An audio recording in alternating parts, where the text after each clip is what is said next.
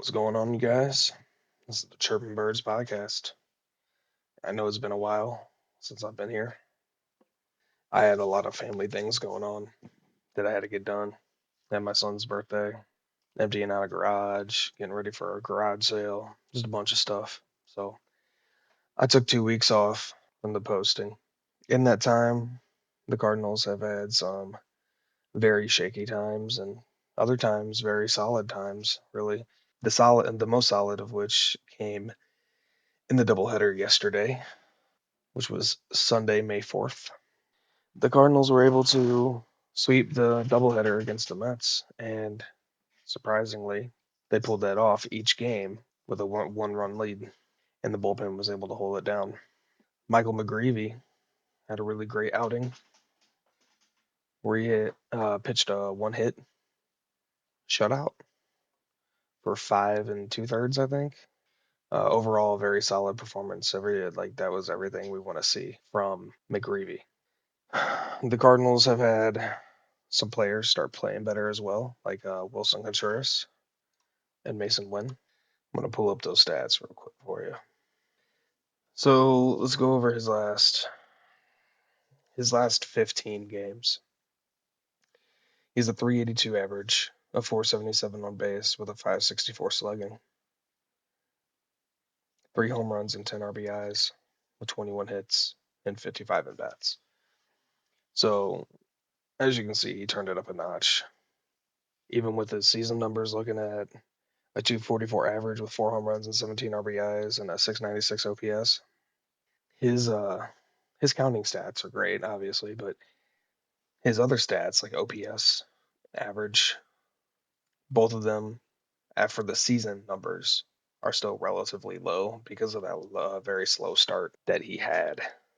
Wilson Contreras is getting hot. Let's talk about someone who's not, which would be Jordan Walker. One that really hurts to see because going into this season, we were hoping he was going to play a lot better. And that's just not been the case. This season, 106 at bats with a 198 average, 2 home runs, 9 RBIs, and a 535 OPS. Not good. Not good at all. We need Walker to be an A caliber player for the Cardinals if they hope to compete even just in the future. He was the player that the Cardinals were supposed to build around. The past 2 seasons, man, he hasn't been showing that. Let's see, someone who's hot. Let's talk about Mason Wynn. So Mason Wynn was another player that got started off with a really, really rough first part of the season. As of the last 15 games, he's got a 289 average, a 365 OBP, and a 511 slugging. If you can get that from Mason Wynn, dude, he's a superstar in the making. I mean, a 511 slugging combined with his speed and his defensive capabilities, the 5 tool hitter right there. Now, obviously, his numbers are sky high right now, way higher than his normal. And I mean, he is a developing player, but I think this is a little above the ceiling that we will see for his offensive prowess. He'll probably come back down to earth, but albeit right now, doing very good. In those 15 games, he had 2 home runs, 5 RBIs. Not bad at all. Let's talk about someone else who's not hot. And that would be another one of our,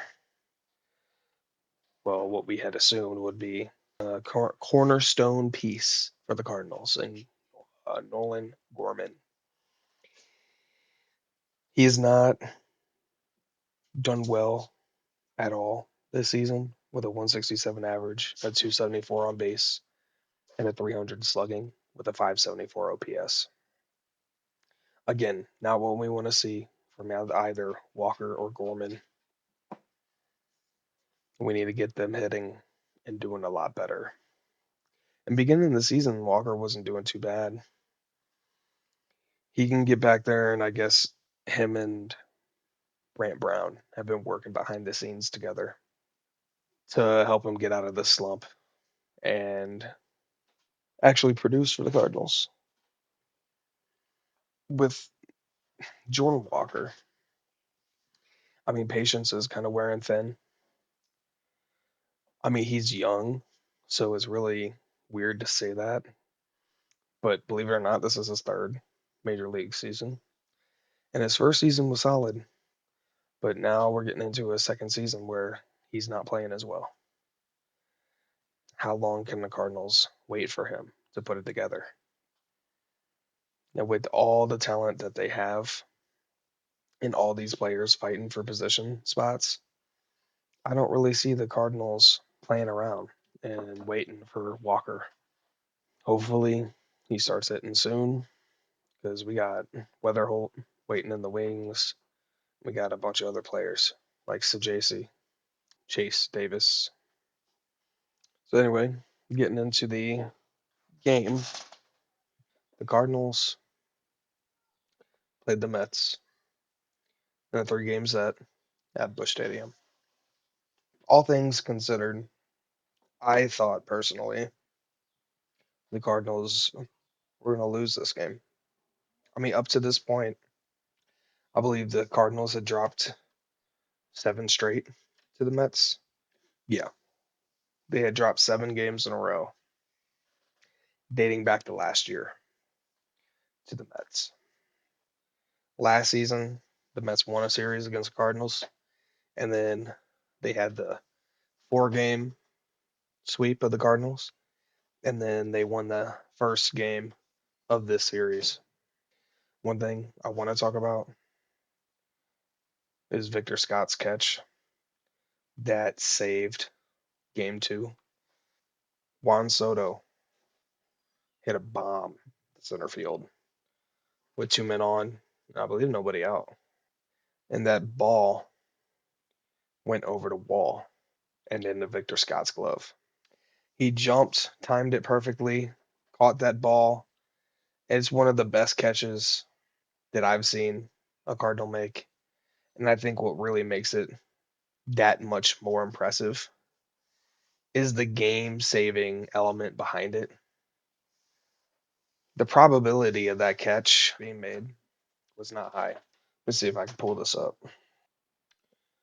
The only thing I can really find about the probability of that catch was 0 to 50%. So I'm sure it was less than 50% probability of that catch. If I had to guess in my head, probably be like a 10, maybe 15%. Another most likely game saving catch was Jordan Walker's dive that he made. All things considered about his offense, his defense has massively improved this year. You can see it. He's a lot more comfortable. He has a lot more confidence when it comes to playing the field. So even though his offense isn't going well, he was able to make that defensive shift, and he's not by all means a star caliber Gold Glover, but he's an average defender at this point. Maybe maybe slightly below, but I mean he was like a liability in 2023. So that improvement right there shows that if he dedicates his time and his craft, he can overcome these struggles. So like I said, the Cardinals dropped game 1 of that game of that series.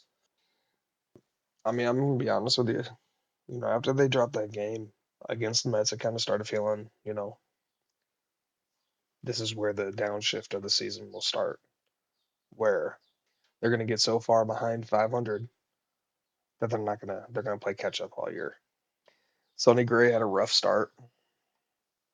That's gonna happen from time to time. Gave up 3 walks, which hurt. The 4 earned runs, but he did get 6 strikeouts in 4 innings. So he had the strikeouts. He just wasn't able to get out of those jams. And then, of course, whenever he got into trouble and they brought Roycroft in, that hurt him as well. Roycroft gave up 2 hits. The runs were charged to Gray, but it was really, to me, it was a head scratching move by Mo and Ollie to put Roycroft in, with that being his first situation, a high leverage situation. I understand you liked seeing that he got his slider control back in the minors, but you don't put him in that situation. I mean, I'd rather seen King or Munoz, who they ended up bringing in that spot. So the first game of the doubleheader, Contreras, he had 3 hits, 3 RBIs. He was the star of that game. Arenado got 2 hits. Donovan had 2 hits, and Scott had 2 hits as well. And actually, going back to who's hot and who's not, who's hot, Victor Scott, 286 average, 2 home runs, 15 RBIs, a 356 on base, a 419 slugging, 775 OPS. That 286 average and 356 on base, man, we could live with that. The slugging could be a little higher, so at 419 right now. If he could get that into the 445, 450 range, man, he'd have like an 820, 830 OPS. That'd be solid. What he provides in stealing bases and his defensive play. Victor Scott and Mason Wynn have really been two youngsters that have pulled out ahead as possible cornerstone pieces for the Cardinals instead of Walker and Gorman. We'll have to cross that bridge when we get there, though. So who's not? Who's hot and who's not? Who's not? We got Arenado. Arenado has had a slow 15 games. He started out the season fairly decent, but as the season has gone on, he started to slump. He's a 211 average, a 297 on base, and a 316 slugging with 1 home run and 5 RBIs and 57 at bats and only 12 hits. I don't know if it's just his back or the combination of that and his age, but man, he's just a shell of his former self offensively. Defensively, he's been great. But yeah, offensively, he's not there. If I would be okay with getting the production, like if we could get like a 750 OPS out of him with like 15 to 20 home runs and 70 to 90 RBIs, I think that would be a solid season for Arenado. I mean, I would take it. It's not what he was, but it's better than what he's doing now and what he did last season. So yeah, Cardinals win that game 6-5. Cardinals win that game on the backs of Contreras and really the bullpen. The bullpen shut it down besides Maton. But Fetty gave up 3 earned runs in 5 innings, 5 walks. He's got to get them walks under control, man. Do you know how many walks he's given up this season? Let's take a look. 21. 21 walks in 37 innings pitched. For an example, last season he gave up 52 walks the entire season, and we're only a month in. He's got 21. If you're curious about his walks per nine, his walks per nine is 5, twice as much compared to last year. And his strikeouts are down 2. He's got 5 for strikeouts as well. His whip is horrid at 1.46. And his ERA plus is 88, which is 12% below average. He keeps pitching like this. Cardinals better flip him for something. I don't care what they get for him, and then stick McGravy in the rotation. No point to keep him if he's not going to do what we need from him, which is to be a number two. All right, now let's get into game two. So game two, we kind of already talked about with the Victor Scott home run save and catch, game save and catch. But who were some of the offensive pieces that came through for the Cardinals? Well, it was Nolan Arenado. Nolan Arenado had a solid doubleheader, I guess you could say. Both games, he got 2 hits. He had an RBI. Burleson hit that home run. So I know I said he's going slow, and I mean, really, he is. These last 2 games, he's starting to hit. So it's a good sign. Hopefully, he keeps it going.